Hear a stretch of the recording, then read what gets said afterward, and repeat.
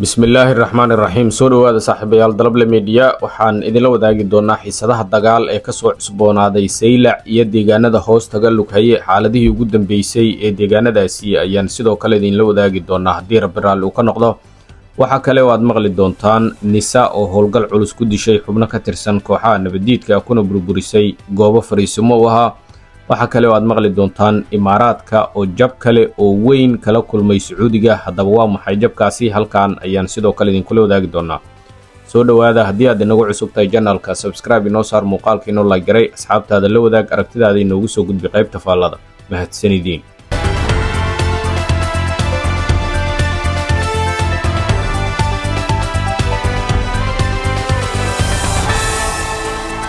mar kale soo dhawaada daawadayaal Dalable Media ayaad inaga daawanaysaan.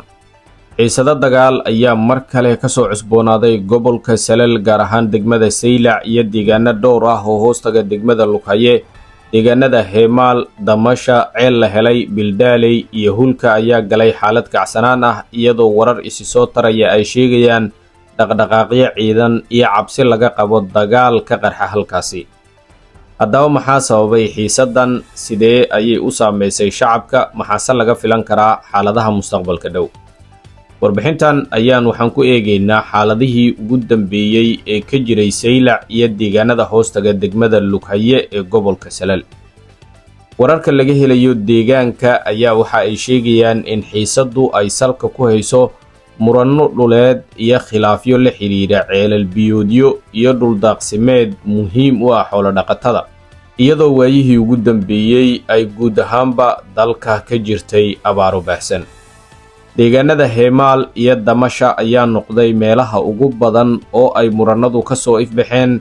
dadka deegaanka ayaa sheegaya in khilaafka uu muddo soo jiitamayay, balse toddobaadyadii lasoo dhaafay uu si weyn u kordhay, dagaalla culusna ay ka dhaceen deegaanadaasi. haba ugu dambeeya kii ka dhacay Damasha oo ay dad kor u dhaafaya 30 qofood ku geeriyoodeen halkaasi. waxaa la sheegay in maleeshiyaad beeleedyo hubaysan ay isku hor fadhiyaan deegaanadaasi, taas oo sare u qaaday cabsi laga qabo dagaal toos ah. ilawareedyo deegaanka ah ayaa waxa ay inoo sheegeen in dhaqdhaqaaqyo ciidan laga dareemayo deegaanada Ceel la helay iyo Bildaaley, halkaas oo la arkay maleeshiyaad hubaysan oo isku urursanaya. beelaha Ciise iyo Gadabuursi ayay ka kala socdaan maleeshiyaadkaasi, waxaana waayihii ugu dambeeyay ama toddobaadyadii aan soo dhaafnay dagaalla culus uu halkaasi ku dhex marayay maleeshiyaad hubaysan oo kasoo kala jeeda beelaha Gadabuursi iyo beesha Ciise. sidoo kale deegaanka Hulka oo hoostaga degmada Lughaye ayaa la sheegay inuu noqday goob istiraatiiji ah oo ay ku sugan yihiin dhinacyada isku haya khilaafka gobolka Salal. arrimahan ayaa sii kordhiyay walaaca laga qabo in xiisadu isu beddesho dagaalla culus oo weli sii taagnaan kara, maadaama dagaalkii ugu dambeeyay oo ka dhacay Damasha ay ku geeriyoodeen in ka badan 30 qofood, tira 60 kor u dhaafaysana ay ku dhaawacmeen. haddaba maxay tahay saameynta uu ku yeelan karo dagaaladaasi shacabka ku dhaqan deegaanadaasi? shacabka ku dhaqan deegaanadaasi ayaa wajahaya cabsi iyo hubanti la'aan ay ku noolaan karaan deegaanadaasi. wararka qaar ayaa sheegaya in qoysas ay bilaabeen in ay ka barakacaan deegaanadooda si ay uga fogaadaan colaadda halkaasi ka jirta. waxa kale oo ay wararku sheegayaan xoolo dhaqatada in sidoo kale ay dhibaatooyin wajahayaan, maadaama ay lumiyeen dhulkii ay xoolaha u daaqi jireen, taas oo saameyn ku yeelatay nolol maalmeedkooda. labada dhinac ee beelaha Ciise iyo Gadabuursi ayay dhibaatadu saameysay, maadaama xoolo dhaqatada ay iyagu ahaayeen, sidoo kale dadkii deegaanka ay ahaayeen. waxaa jira deegaano ay degganaayeen beesha Ciise oo dab la qabadsiiyey, oo ay Gadabuursi markii ay qabsadeen dhulka dhigeen oo ay dab qabadsiiyeen guud ahaanba.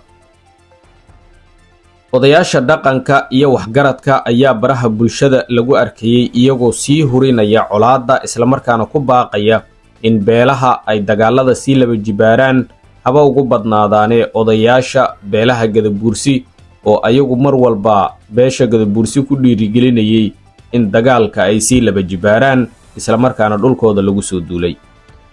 odayaasha dhaqanka iyo waxgaradka ee guud ahaan labada beelood ayaa beelba beesha kale dhaqankooda waxa uu hawada u marsiinayay in dagaalka ay galaan islamarkaana ay ku guulaystaan sidii ay deegaanno u qabsan lahaayeen. kulamo nabadeed ayaa la sheegay inay ka socdaan deegaanno kala duwan iyadoo la isku dayayo in dhinacyada la heshiisiyo, balse dhaqankii ayaa inta badan ku baaqaya in dagaalka la sii adkeeyo islamarkaana la baabi'iyo beelaha soo duulay ee ciise. shalay oo ugu dambaysay odayaal ka tirsan beesha Gadabuursi ayaa baraha bulshada waxa ay kaga baaqeen dagaal lagula dagaalamayo beesha ciise, iyagoo maamulka Somaliland ka dalbaday in dagaalka aysan soo gelin islamarkaana aysan samayn wax dhexdhexaadina. maamulka deegaanka ayaa wada qorshayaal lagu xoojinayo amniga si looga hortago dagaal dhaca, balse beesha Gadabuursi ayaa fariin ay u mariyeen baraha bulshada dhaqanka beeshaasi maamulka Somaliland waxa ay ka codsadeen inaysan soo dhexgelin dagaalka kala dhaxeeya beelaha ciise islamarkaana ay isugu sinto si ay u soo kala dhamaadaan. falanqeeyayaal amni ayaa ka digaya in haddii xal degdeg ah aan la helin, xiisadu ay sababi karto dagaal ballaaran oo guud ahaanba ka dhaca gobolka Awdal iyo sidoo kale gobolka Salal. deegaanada ay xiisadu ka jirto ayaa muhiim u ah isu socodka iyo dhaqaalaha xoolaha, taas oo ka dhigaysa in colaadaasi saamayn ballaaran yeelan karto. wararkii ugu dambeeyay ayaa muujinaya in xiisadu weli taagan tahay inkastoo aan dagaal ballaaran si rasmi ah u qarxin, haddana dagaalada socdaa waxa ay leeyihiin weji ah in ay sii laba jibaarmaan islamarkaana deegaanadii la qabsadaba dab la qabadsiinayo. dhaqdhaqaaqyada ciidan ayaa weli jira halka dadaalada nabadeed ay bilaabeen maamulka gobolka Awdal. gudoomiyaha gobolka Awdal iyo wafdi uu hogaaminayay ayaa shalay ka baxay magaalada Buurame iyagoo ku jeeda furimaha hore ee ay isku horfadhiyaan ciidamada maleeshiyaadka ah ee beelaha ciise iyo Gadabuursi si ay ugu sameeyaan gogol nabadeed.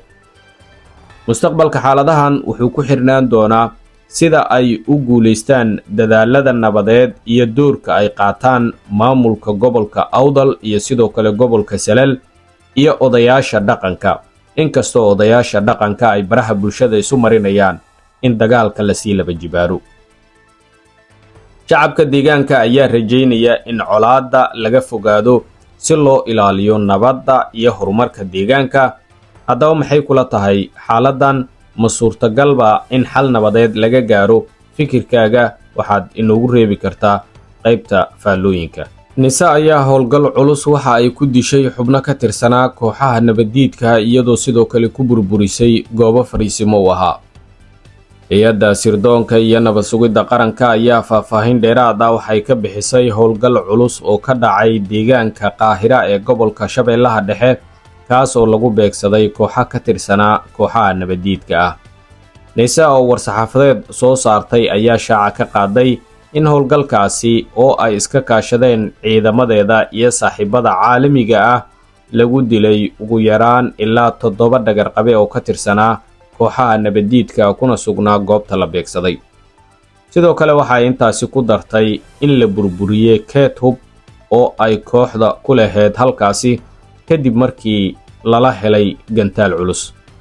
ciidanka hay-adda sirdoonka iyo nabad sugidda qaranka ee nisa oo kaashanaya saaxiibada caalamka ayaa howlgal qorshaysan oo ay ka fuliyeen deegaanka lagu magacaabo Qaahira ee gobolka Shabeellaha Dhexe ku dilay ilaa 7 dhagarqabe oo ka tirsanaa kooxaha nabaddiidka ah, iyada oo sidoo kale weerarkaas lagu burburiyey keed hub iyo xarumo gabaad u ahaa kooxaha nabaddiidka ayaa lagu yidhi war-saxaafadeed ka soo baxay nisa.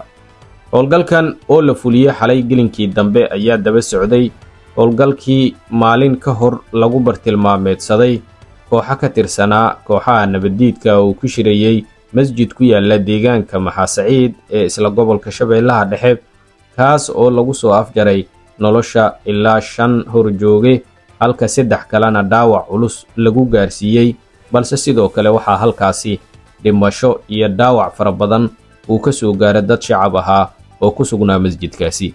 dhinaca kale waxaa digniin culus loo diray dadka shacabka ee ku sugan deegaanada ay joogaan kooxaha nabaddiidka ah, iyaga oo ka codsaday in ay ka fogaadaan si aysan waxyeello uga soo gaarin weerarada lagu hayo kooxaha nabaddiidka ah. mar kale waxaa lagu wargelinayaa dadka rayidka ah inay ka fogaadaan goobaha ay ku sugan yihiin kooxda nabaddiidka ah oo mar kastaa bartilmaameed u ah ciidanka qaranka. duqayntii ugu dambaysay oo ka dhacday deegaanka Maxaasaciid ayaa waxaa dhibaato ay ka soo gaartay dad rayid ah oo ganacsato ay ku jirtay, kuwaas oo kooxdu u yeertay, kadibna waxa ay la kulmeen howlgal cirka ah oo lagu qaaday, kaas oo sidoo kale ay ku dhinteen horjoogayaal ka tirsanaa kooxaha nabaddiidka ayaa lagu yidhi qoraalka ka soo baxay hay-adda Nisaa.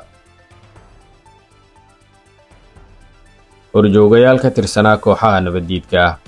guud ahaan saaxiibayaal warbixinteennii inta ayaan kusoo koobaynaa. waxaan idinka codsanaynaa haddii aad inagu cusub tahay inaad janalka subscribe inoo saarto oo muuqaalka inoo like garayso, asxaabtaada la wadaagto, aragtidaada aad inoogu soo gudbiso qaybta faallada.